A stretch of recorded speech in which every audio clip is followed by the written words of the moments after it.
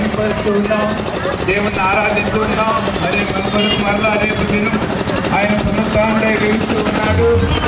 ఆయన దేవుని కూడా ఆయన చూపించాలని మరి మనం చేస్తూ ఉన్నాం. మహారాజుకే, రాజులు రాజుకే, త్వరలో రానున్న యేసు క్రీస్తుకే. ఆపండి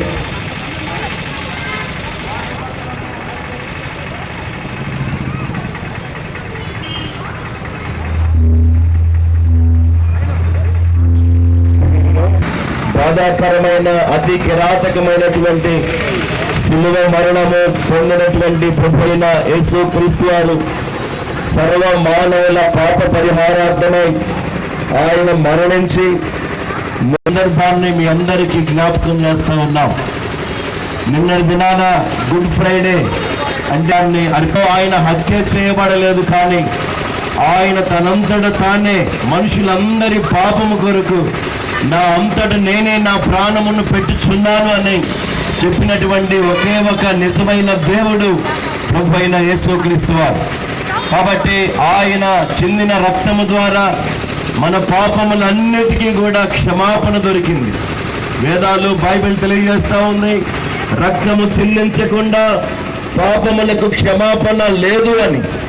మరి ఏ భేదము లేదు, అందరూ పాపము చేసిన వాళ్ళమే.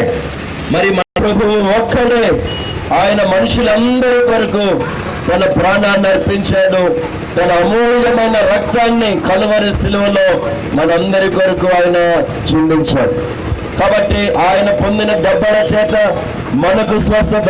ఆయన ఎంత ప్రేమ కలిగిన దేవుడు అంటే, పాపము చేసింది మనము, శిక్ష రావాల్సింది మనకు, కానీ మనకు బదులుగా మనందరి శిక్షను ఆయన శిలువలో తాను అనుభవించాడు.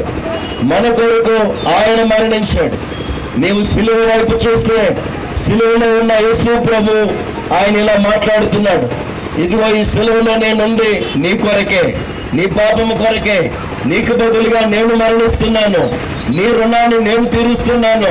ఇదిగో నువ్వు చేసిన పాపాన్ని బట్టి నేను శిక్షను అనుభవిస్తున్నాను.